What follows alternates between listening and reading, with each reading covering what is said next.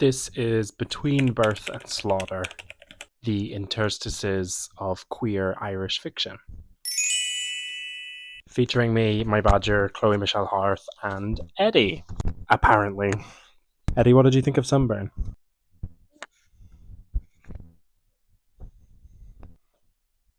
Badger has been usurped.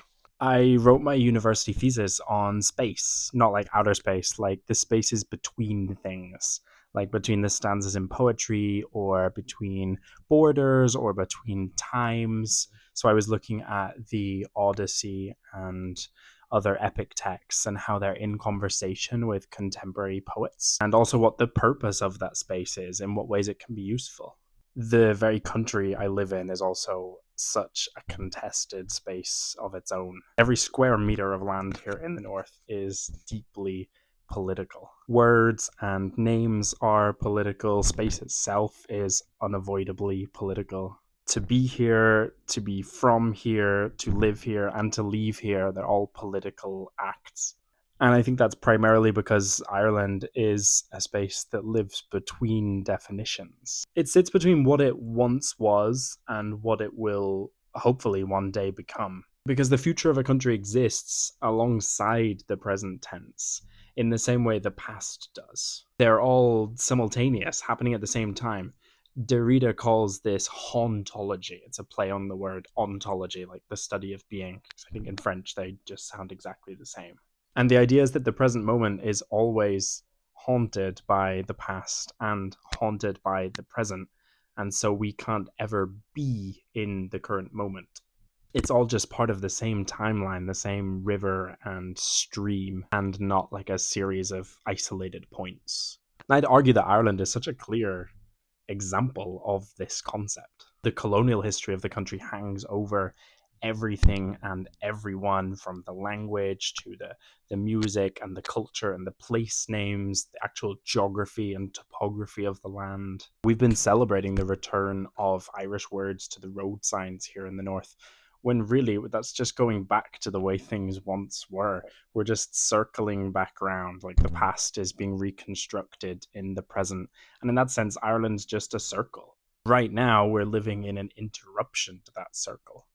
To use like a really Irish image, we are living in a pothole. The road is incomplete and we're stuck between origin and destination. There's a lot of work to be done, but work is being done. And that gap between where Ireland has legally got to and what it's emotionally still becoming is a really fertile space for writers from the country, especially for queer writers, I would say.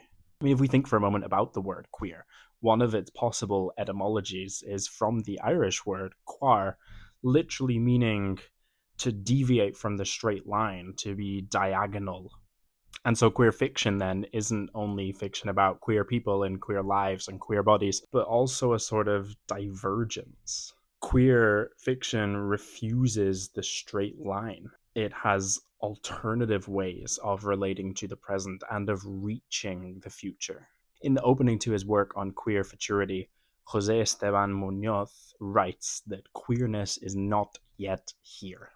He goes on to say, "We may never touch queerness, but we can feel it as the warm illumination of a horizon imbued with potentiality. We've never been queer, yet queerness exists for us as an ideality that can be distilled from the past and used to imagine a future. Without the regular milestones of straight time, queer people are in a way freed to look at the future differently, to follow different paths and to explore different relationships to the present. Because the here and now," Munoz says, "is a prison house." Enter Chloe Michelle Howarth. Howarth opens her debut novel, Sunburn, published in 2023, with the line, "Now is the time between birth and slaughter." It's a line which echoes a sort of biblical liturgical rhythm. It's like the passage from Ecclesiastes chapter 3, which says there's a time for everything, a season for every activity under the heavens. A time to be born and a time to die, a time to plant and a time to uproot. despite all these affirmatives, there is a sense of imprisonment within this as well. It's a strict structure, a framework that we have to fit into, like these special categories or boxes. There's no wiggle room, so to speak. And that's not just for the key milestones like birth and death, but for every activity under the heavens. Other pairings in that same chapter include a time to search and a time to give up, and a time to be silent and a time to speak, which also has clear queer echoes. If you know, you know. And so Hearth opens with this image of entrapment. We're between birth and slaughter. We're fenced in, stuck in a rut. We're on a line that's moving from A to B with a clear destination. And there's no going back. The train's already on the tracks. The opening line also has clear rural implications. The language of birth and slaughter is widely associated with raising livestock, with animals who are brought up again with a particular purpose in mind, a specific outcome. So Hearth is kind of conflating the human experience, and maybe more specifically the queer experience, with that of a farm animal, in that both of them are hurtling towards the same fate. But for the protagonist, Lucy, what does slaughter actually mean? Aside from the clear birth to death timeline, there is also another reading present here. Slaughter as the culmination of desire. It isn't so much that her body's being destroyed, but that her body's being denied something. It's the death of authenticity. Slaughter for Lucy is something far more terrifying. It's marriage and motherhood and Martin, who's the boy that she is expected by her friends and family to marry. There's also, of course, the slaughter of childhood. Most of this book is set in the late teenage years of the girls, and of course, adolescence is probably one of the most turbulent times of anyone's life. And so the whole story is haunted by this future idea of university and admissions and the leaving cert and moving away to a different city and starting a new life. Slaughter, in that sense, is the severing of one stage of life from another. The safety of the small, suffocating town they live in, and the terrifying freedom of moving to the city. And as is the case with so many queer novels, there's another trajectory at play there as well. The mirroring of the closet in the landscape. We have the claustrophobia of the countryside and the supposed liberty of moving into this more urban landscape. In the latter section of the novel, the girls do get a taste of that new life, but for the most part, we're situated in the townland that they grew up in. And Hearth is one of so many contemporary Irish writers who's really part of this first generation that's able to write back against the culture that raised them. We are, as I mentioned earlier, standing on a sort of precipice of betweenness, haunted by the past, but equally haunted by the future and by the possibilities. So Sunburn is really the story of one girl trying to do what she can with this narrow slice of time that she's been granted before the obvious outcome closes in. And as I've been suggesting, it exists within so many gaps. Adolescence, the season of summer, but also the gap between what's felt and what's being said. The epistolary aspect of the book, the letter writing, also really plays into that idea of gaps, I think. Much of Lucy and Susanna's love is expressed through letter writing. And of course, this is partly a historical feature, given that in the 1990s, mobile phone usage would not have been an option. But there's also something really slow about letter writing, taking the time to pen each word, to transfer from the brain to the hand, to the pen, to the page, and then the time in which the letter's being carried in your pocket, undelivered, and therefore kind of non-existent. There's the space through which the letter is passed into the recipient's hands, and then the time they take to read it and glean meaning from it. It's a lengthy process, far longer than just sending an SMS. And so Lucy and Susanna's love is drawn out by the very medium of the letter.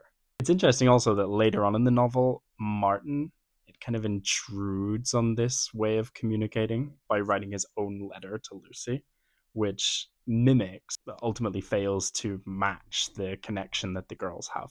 And in his attempt, the very form of the letter is essentially massacred. Whereas Lucy and Susanna use these increasingly poetic sign offs: yours always, yours indefinitely, yours forever. Martin's letter ends rather abruptly with no sign off, just his name, Martin. So there's a suggestion that this mode of communication is unique not only to the girls, but also perhaps to their queerness. They kind of reject the rigidity of the letter as a form, its formalities, and opt instead for a kind of bending of that structure, adding their own poetic flair, which the heterosexual Martin can't replicate. And therefore, his letter fails on multiple accounts. I think a big part of what it means to be queer and moving through this world is inhabiting spaces that people wouldn't normally inhabit. Those might be non physical spaces, like the cavity in a conversation, the sort of elephant in the room, something that's left unsaid. But they're also often physical spaces, spaces that are left behind or that are deemed by people as unusable or untranslatable. And so they're often inhabited by people who are considered to be, or consider themselves in many ways, untranslatable. There's a scene about halfway through the novel that I'd like to read from. So Susanna and Lucy are left alone in Susanna's house for the afternoon, and I think the rooms that they choose to move through are really telling. It says, "We spend all day at the back of the house, going between the garden and what she calls the junk room. My house only has a junk drawer. I stand inside at the foot of the open door and stare out at the spring sun as it soaks her. Like always, she is beyond beautiful. Like always, I ignore the thoughts that press on my mind. I know I'm supposed to be buying time to figure myself out, but when Susanna shines this brightly, I don't care about what I'm supposed to be doing." We make love in the greenhouse, while outside the rain of late March begins to fall. Everything about me is washed away until there's nothing left but love. This is why I'm doing it. For the blinding glory of Susanna, Susanna in the highest. What she doesn't do to me. All my guilt disappears into the condensation. My hair is damp, my skin flushed. I don't mind how I look. Before her, I was just one of Dad's rocky fields. She came and picked all the stones from me. She made me useful and green. Afterwards, she gets up to check that we haven't flattened the new strawberry runners. And she giggles. She is so bright, so colorful. I get sunstroke from looking at her. This passage picks up on a number of recurring themes in the novel of heat, time, agriculture, and religion as well. But I'm most interested in this idea of the greenhouse as a space, with not enough time to dwell also on the junk room and its obvious connotations for these two girls who feel like they can't categorize themselves or that they're not being useful. I mean, the greenhouse is a place for growing things. It's a place of productivity and harvest, a place that functions in cycles. And these girls, these teenage girls, are themselves in a process of growth, of sprouting, of reaching towards the sun and towards the powerful, illuminating presence of one another. Susanna is often decorated with images of light throughout the novel. Light which is guiding, but which is also blinding. That final image of sunstroke, which is adjacent to the titular image, Sunburn, might be seen to parallel the danger that comes with their relationship. The knowledge that they can only ever have a certain amount, that there's a limitation to their love, and that they can only be together within certain spaces and at certain times if they are to avoid the societal consequences of being together. They're also notably inside of a transparent space, since greenhouses are typically made out of panes of glass. And there's something kind of unique about that sort of border, which is at once solid but also able to be traversed by light itself. Those panes of glass are their own kind of in-between space. And the girls then are at once sheltered by the greenhouse, but also visible and vulnerable to the light and to the world. Finally, I just want to think about where this novel fits in the greater Irish canon, and also why it's so indicative of the modern times. Understandably, a lot of the fame and popularity of this book came from social media and through channels like Book Talk.